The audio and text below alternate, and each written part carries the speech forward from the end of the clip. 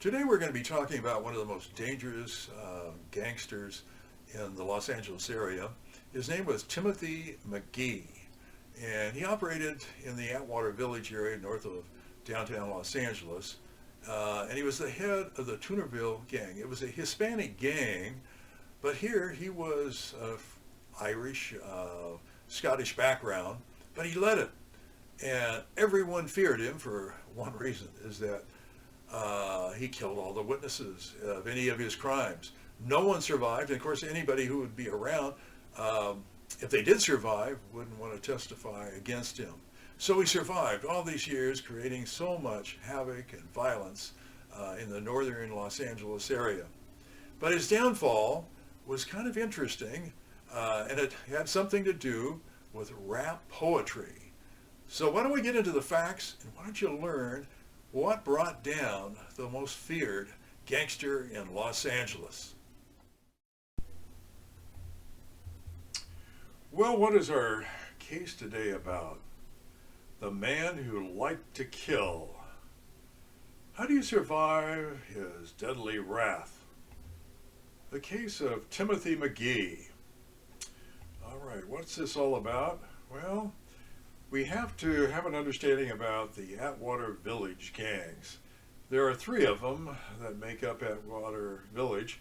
The Tunerville gang, the Rascals gang, and the Frogtown gang. Now, the map to the right, you can see the Avenues gang in blue there. It's a very large group of gangs affiliated with the Mexican Mafia. But we're going to be talking about the Atwater Village gangs. Now you'll notice in the map to the left, there's a blank space between the Tunerville gang and the Rascals gang, and that's what's called no man's land. Neither of the gangs occupy it or claim any territory of that area. So we're going to direct our attention to the date of October 10th, 1997. The Rascals gang, a number of the members are out. It's dark out. I don't know whether it's 10 o'clock, 11 o'clock, and they're looking for places where they could write their gang's name, the Rascals. And they're doing it on light posts as well as the various signal boxes. So they're writing Rascals, and it's fine to do it on the Glendale Boulevard, but they cross over into this no man's land, and they're writing their monikers, their gang signs all along in that area. All of a sudden, a man drives up in a Honda, and he gets out of the Honda, and he's very tall. He's over 6 feet tall. He has a gun in his hand, and he starts shooting at the Rascals. Well, his name is Timothy McGee, and he chases after him, and one of them, he runs into Glendale Boulevard, thinking that he can protect himself with the traffic. So he's backing, he's leaning over very low so he doesn't get hit, but then he's hit. He falls down, and the gunman walks over to him, gets quite close to him, and shoots him again.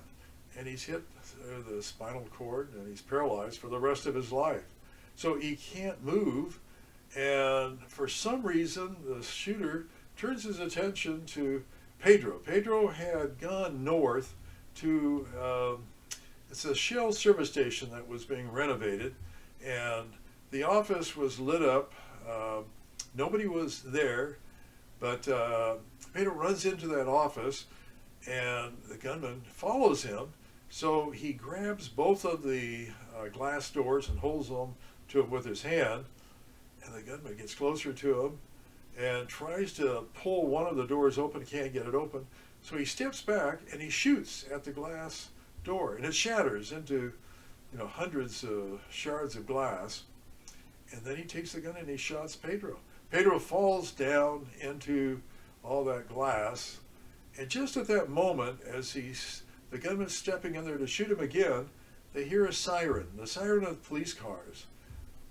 Now the gunman turns around and he runs back to his Honda, and he gets into it and drives away. Now, by the time the police do get there, they find a crime scene with shell casings all over the place. So they are collected by the CSI team, and it becomes very important in our case because the case is going to be made on ballistics. So it was several days later, another incident occurred to the Tunerville gang members. One of them was shot at, and it was determined he had been shot by somebody from Frogtown. So Timothy McGee and the other Tunerville members start cruising through Frogtown looking for anybody. And it's late at night, it may be 11 o'clock or even midnight, and they're by this recreation center down in Frogtown. It's called the Elysian Valley Park. Nobody's around, but they see this Ronaldo walking along the sidewalk next to that recreation center on Ripley Street. As they're driving along there, they come up close to Ronaldo. They yell at him, "Where are you from?" Ronaldo didn't know what to say. He waited a second or two, and then he said, "From nowhere, from nowhere." And then somebody in the Honda yells out, "Pull up your t-shirt. We want to see if you have any tats." Well, that scared Ronaldo. He didn't know what to do at that stage. So he thought, well, it's dark. Maybe he can pull his t-shirt up a little bit. So he does it. He pulls it up real quickly, and it reveals Frogtown is tatted on his chest. Well, there's a blaze of gunfire takes place, and he's shot at numerous times, and he falls backwards. By the time it's over, he's been shot 26 times, and he falls right there at the entrance to that recreation center. Well, it was done to teach a lesson to Frogtown not to mess with anybody from Tunerville. That was loud and clear. So when the police get there, again, they collect all the shell casings that were on the sidewalk, on the street, in the recreation center, because that's going to become important in our case. So that's what happened there. And you're wondering, okay, where does the name Tunerville come from?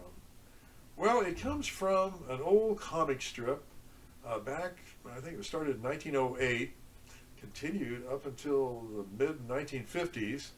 It was about a trolley line that left from the downtown Civic Center, and it went all the way out to the suburban area, and at the end of the line, it was Tunerville. And it was the Tunerville folks, the people who lived there. And it was pretty funny about the different lifestyle that these people had out in suburbia. So that's where the name Tunerville, it's the end of the trolley line. And in real life, what happened is these are the streetcars or trolleys that came out from Union Station downtown, and they came all the way out to Atwater Village, and that's where they ended. That's the end of the line. So at nighttime, the streetcars, the trolleys, were all lined up there waiting for the next day. So that's where Tunerville comes from, and it was a Hispanic area, and there was a Hispanic gang that started, and it was called the Latin Souls. Not a major gang, but they started out, and because it was the end of the line, it got the name Tunerville. So the name got changed to that, and eventually it became one of the deadliest, most feared gang in Los Angeles County, the Tunerville Gang.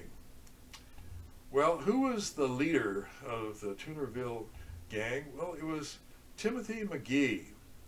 Now, he was born in Atwater there. His father was Irish-Scottish, and his mother was Mexican, and he was light-skinned. And there's a term for that in Spanish, and it's hueto. And that was his moniker, his name, Hueto. It's known by his gang members and everybody in the community. Now, he liked being called that. And June 3rd, 2000, he was looking for this Ryan. This Ryan was light-skinned, and he was called Weto. And McGhee had been gone. He had been in prison for about a year. And so when he came out, he noticed that somebody else was using his moniker. This Ryan was. So he hunted him down, and he found him on the Silver Lake Boulevard. And he went up to him and said, "Hey, there's only one Weto in Atwater Village, and that's me." And he shot and killed him. Shot and killed him right there. So this is just some of the photographs of the evidence that was found there. And again, the spent shell casings become very important in our case. So that was the end of Ryan. Now, we're going to do another incident that occurred on July 4th, meaning about a month later. The police dispatcher was, giving out commands, and McGhee and his members of the Tunerville gang were listening to the police scanner. And they heard of the police scanner these words: "Robbery off of Fletcher Drive, 4-door brown Honda Accord, 3 occupants." Well, they recognized that was one of their gang members who had committed a robbery, a group of them. And now they realized they were on their way back to Tunerville, and there's going to be a pursuit. The police spot the car, and they take off, and these are the officers down there where the robbery occurs, and they followed up on Riverside Drive up to Los Feliz, and then they head on up where it goes to the Tunerville area. So they were behind it, and what McGhee did, he and his his members threw a washing machine that was being trashed, threw it into the street, so the police car had to go around it, and they also threw a bicycle in the street, so the police car had to come kind of to a halt, had to weave around it as it is trying to chase this car that was involved in the robbery. So they go around this corner. This is the corner of Brunswick and Bemis, and McGhee is over here behind this car, this SUV, and he starts shooting at the police car. As the police car makes the turn, McGhee takes several shots from his 9mm, and he hits the police car as it's making the turn on Bemis. Now, the police car comes on down, and this kind of shows you the police car got hit. And you can see where that circle, the red circle is, a bullet went through the insignia on the side of the door there, just missing the police officer. The back rear window of the police car was shot out. Bullets went flying through there, and you can see some of them hit the dashboard and the glove compartment. So the officers were lucky they didn't get killed from those shots fired by McGhee. Now, the police car continued down Bemis Street, and the car they were chasing ran into the fence. Somehow, missed the turn, went into this fence there and came to rest, and the police car was right behind it.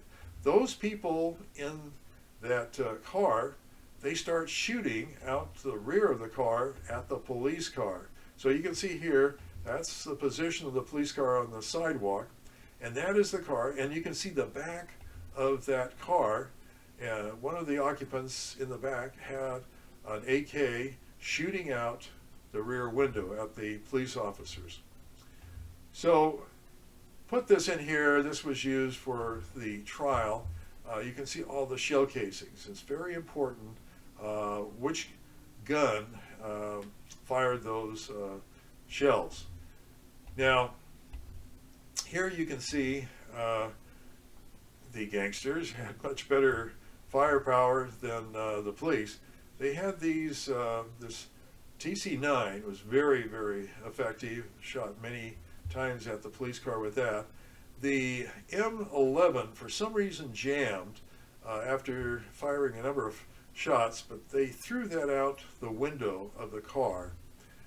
So that was what happened in the pursuit. Now, I just want to bring you up to date as to what other things that McGhee was involved in. There was the Los Angeles River runs right by the Tunerville gang on the west side.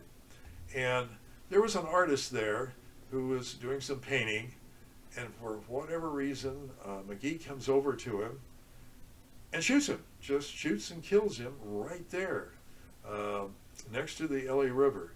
But in the process, McGhee looks down and he sees there's a homeless man who sees him shoot that artist. So then he walks down to where the homeless man is and shoots him, kills him. Meaning within less than 5 minutes, he's killed 2 people for no reason, no apparent reason whatsoever. Now, a little bit later, somebody had reported his sister being in the drug business, and as a result of the police got a search warrant and went out and searched his sister's home and found some dope there. Now, he was very upset at the person who informed on his sister.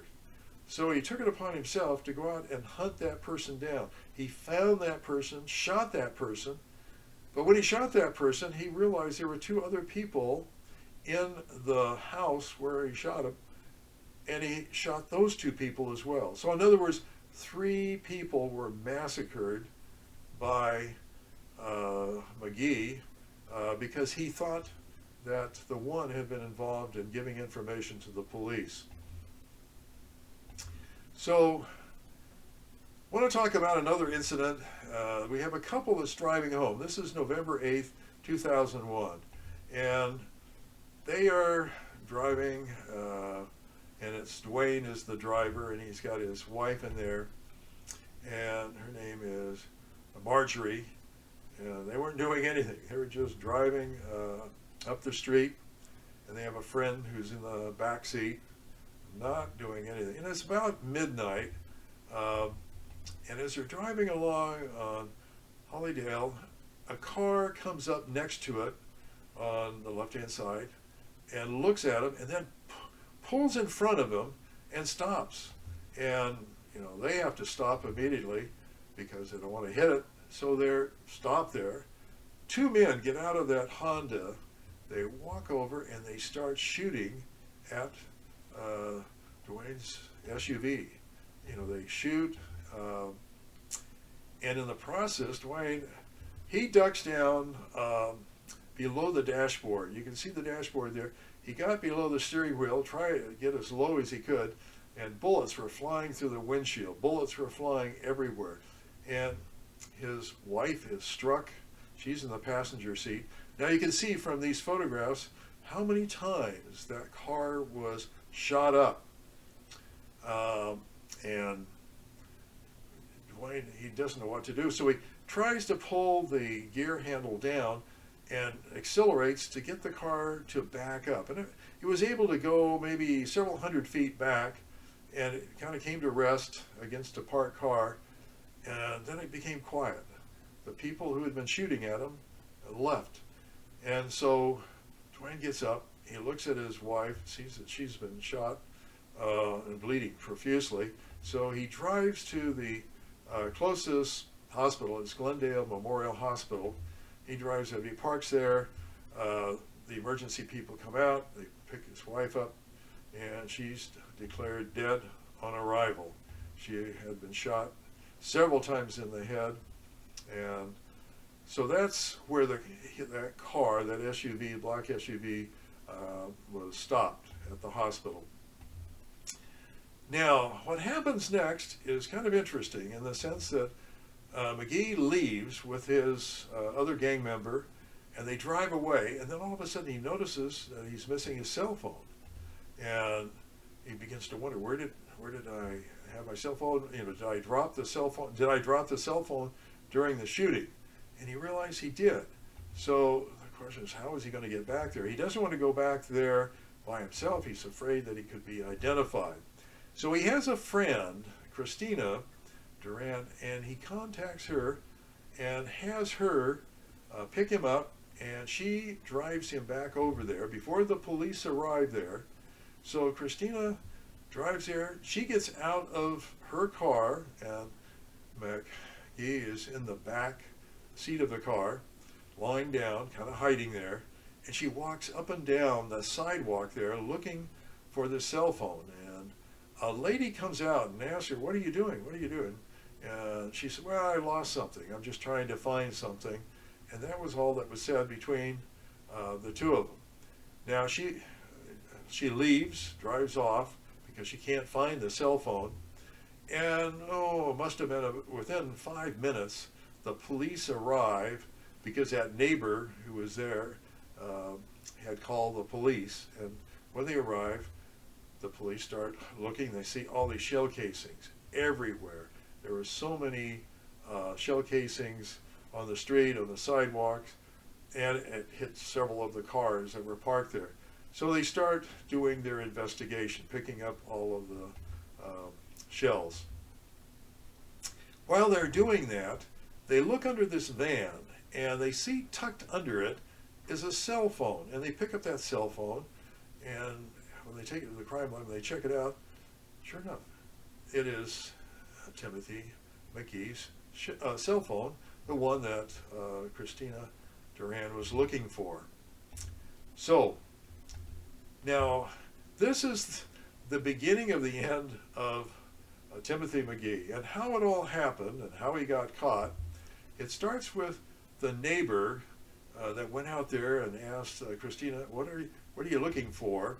She was suspicious of that, and when the police arrived, she went over to him and said, "Hey, I saw this lady, and she was in a black SUV, and I don't think she could have been involved in the shooting."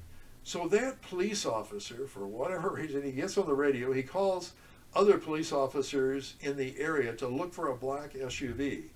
And one of the other officers driving by in the area sees this black SUV, which is Christina's, and pulls it over. And Christina's driving it, and when the officers look in the back seat, there's McGhee. He's hiding under a blanket. So they don't know, do I have the right person or not? And they conduct a field identification, meaning that woman who gave that information originally, she comes over and she looks at the SUV and looks at Christina and says, yeah, that's the lady, and that's the SUV I saw. And so the officers say, "Okay, Christina, you're going to have to come to the station, talk to the detectives," and she does. But in the meantime, the officers didn't know what to do with this guy who was kind of hiding under a blanket in the back, and that was McGhee. And they give him a release. They do a field ID card, and this is the card. Here you can see they fill this card out. Here you can see McGee's name, Timothy, and Christina's name is the other person. So now they have that information, and he is released. But as far as Christina, she goes down to the police station and talks to the detectives. And she tells the detectives, she went there to help out Timothy McGhee. He indicated he dropped a cell phone, and she didn't know that they had found that cell phone, but the police were able to put two and two together that was McGhee who was involved in it. So what happened is, as a result of it, the police get an arrest warrant for Timothy McGhee. And he figures that out, that it's Christina Duran who gave the police that information. Well, he was with her at the time. He was the one that asked her to come over to help him out. So he, knowing that she must be the informant, sets up a plan to take care of her. So he has this plan for a birthday party 2 days later, and has Christina's boyfriend come over there, take her over there in her SUV, and it's in West Covina. It's a nice party they have in the back. It's a birthday party, and McGhee is there. Everyone's having a good time, and at about 2:30, Christina and her boyfriend decide to leave. So they leave in her SUV, and take off. There's the SUV, and they leave and drive, I'll say maybe half a mile, maybe 3/4 of a mile, and then the boyfriend pulled over and parked the car. It was kind of in an isolated area on the street there, and he gets out of the car, walks away, and leaves Christina in the car all by herself.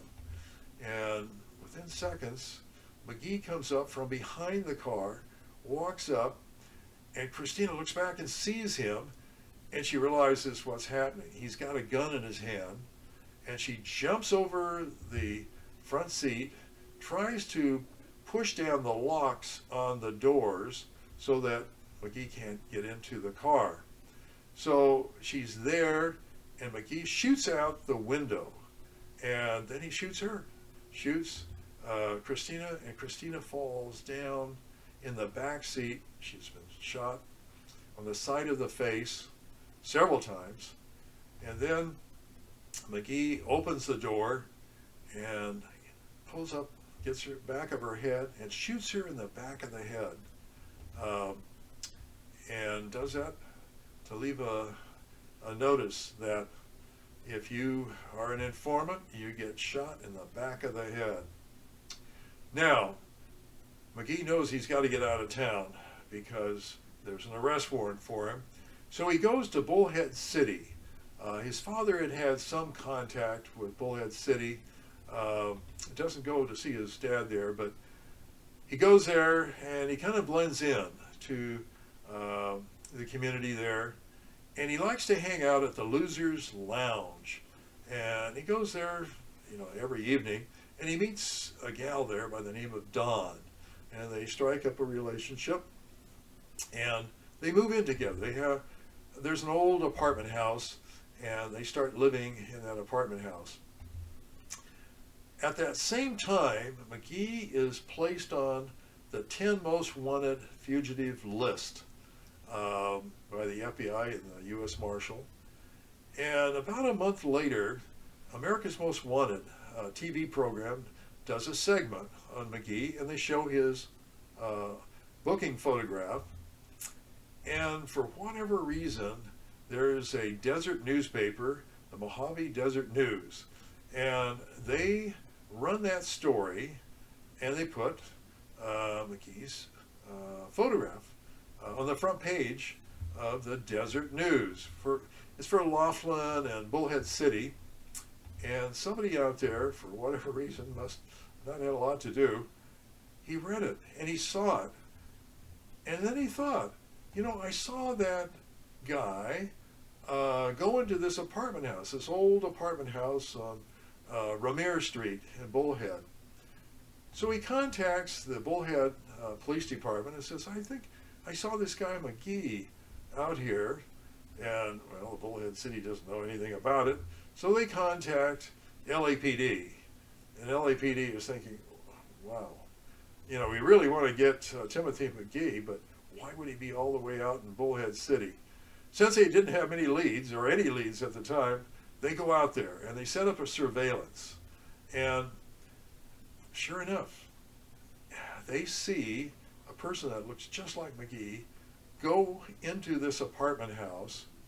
And so they're waiting there, and they wait for him to come out. He comes out, gets in a car with this lady, Dawn, and they drive away.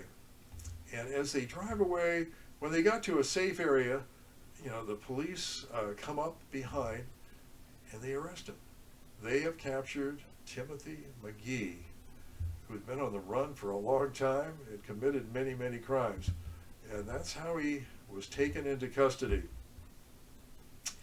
Now the police want to do a search warrant for the apartment that he and Don were staying at. They go in there, and they find this notebook of rap poetry. It says it's fiction, but when they started looking at it, it was identical to all of the crimes that McGhee had committed in Los Angeles, the Atwater Village area. Now, this is just a few of them. You can see the way he talks about filling body bags, how proud he is about filling body bags. And then he goes on in his little poetry, execution-style murders, Uh, so he spells all of it out, and then he does this one. He says, "Here I come, last chance to run, killer with a gun, out to have some fun. In my dreams I hear screams, pleasure I feel is so obscene." So all of this is going to be used in his trial, and it is used. And this is what his thoughts are about law enforcement and DAs, judges as well. And then he talks in there on one page about witness protection isn't going to protect anybody against me. You know, I'll get you no matter what. And lastly, he talks about his dislike for police officers. He wants to see them all flatline. So that was his writing, in his handwriting. And some of the difficulties that the prosecution had, one of them was, we know that that McGhee's objective is to eliminate all potential witnesses. Whenever he committed a crime, if there was anybody around, he killed those people. And if anybody observed anything, would they testify against me? There's no way. If they wanted to stay alive, they did not want to testify. And also there was jailhouse informants that had provided a certain amount of information about McGhee, but there was always problems of using it in front of a jury. They don't put a great deal of credibility in jailhouse informants. However, the worst thing that could have happened to the case was the two homicide detectives who were had been prosecuting for several years. McGhee, they were involved in a traffic accident out in the Mojave Desert, Antelope Valley. They were driving along this desert strip here. There's a curve, a bend, and a car went across the double yellow lines and struck the undercover police car, and it killed one of the police officers, the detective, and the other one, he was so seriously injured, he couldn't remember anything. He had to be retired on a medical, so neither homicide detective were available for the trial.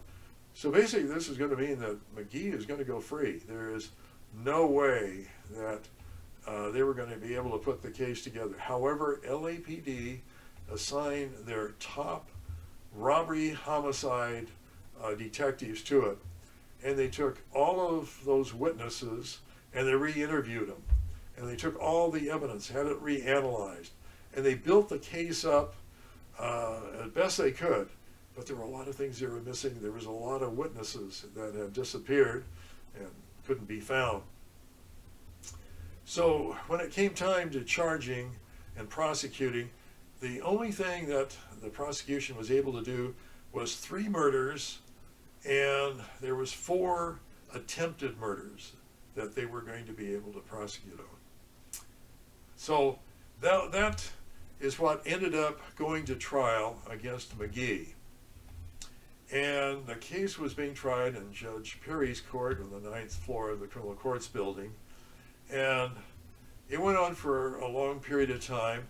He had a right to a speedy trial, so there was no way the prosecution could delay it any further.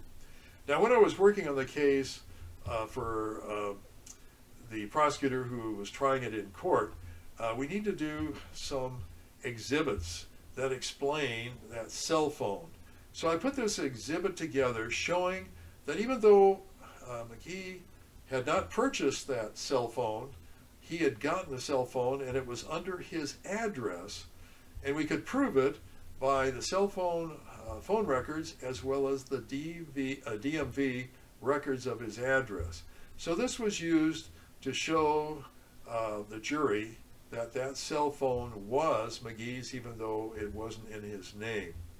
Another thing, I wanted jurors to understand that he had used that cell phone, and I did his timeline, and you can see that that cell phone was used 40 minutes before the shooting of Marjorie Mendoza, and then shortly thereafter it had been deactivated when McGhee realized he had lost the phone. So The other thing that was crucial to the case was the forensic evidence. And I mentioned all those shell casings and slugs that were found. They were shot by two different guns. One was a 40 caliber automatic and the other was a 9mm automatic. And this laid it all out, what shell casings went with which gun. And then I did another graphic to help the jury understand all the facts. There was the Shell Service Station one with the Rascals. There was the Elysian Valley Park one, the Silver Lake Boulevard one, and then there was that Pursuit, and the last one was connected, and that was by the cell phone. So this was the illustration that was used for the jury to understand all the facts. And it was very important in the penalty phase for the jury to understand what McGhee's involvement in Christina Duran, her killing. What was interesting about it here, she came in to help McGhee retrieve that cell phone, and then he, 2 days later, sets up this birthday party to allow him to execute her. So that timeline was used. And the other timeline that I prepared, that in the penalty phase, the big issue was, well, would it be sufficient if he got life without the possibility of parole? But I wanted him to see all the prison guards he had attacked, all the shanks that he had, all the razor blades and handcuff keys, all of these things that he had when he was in prison, to show what a dangerous person he was when he was in custody, and we know how dangerous he was out of custody, and we have all of these people who had been shot and killed by him. So you could say that Timothy McGhee was the poster boy for the death penalty. I mean, you couldn't say, well, maybe he has a mental illness. No, McGhee was not mentally ill. There was no evidence of that. Abusive childhood? No, there was no abusive childhood. No, it wasn't an isolated incident. There were many murders that he was involved in. And was he an innocent? No, he's not the innocent man situation. And could he change his behavior to conform to being in prison, in custody? No, he couldn't. We have all of these prior incidents where he's attacked prison guards and other inmates. It was interesting, at time of sentencing, the judge said that he thought the killing was some type of perverted sport by McGhee. It was as if he were hunting for human game, and then the judge gave him the death penalty. Well, as to Timothy McGhee, he was very, very proud of being a Tunerville gang member. And the big question always is, what do you do with the Timothy McGhees of the world? Is life in prison sufficient for that type of person? Well, that's up to each individual to decide. But that is... Well, if you found this Timothy McGhee case intriguing and you want to know more details about it, well, get my book. I have an e-book called The Irishman Who Liked to Kill. And if you want it in print copy, you can find it in the best of the best DA. It's one of the cases in that DA Delta Force series. Well, hopefully you will join us again for another True Crime Files of Los Angeles when we examine another case. See you then.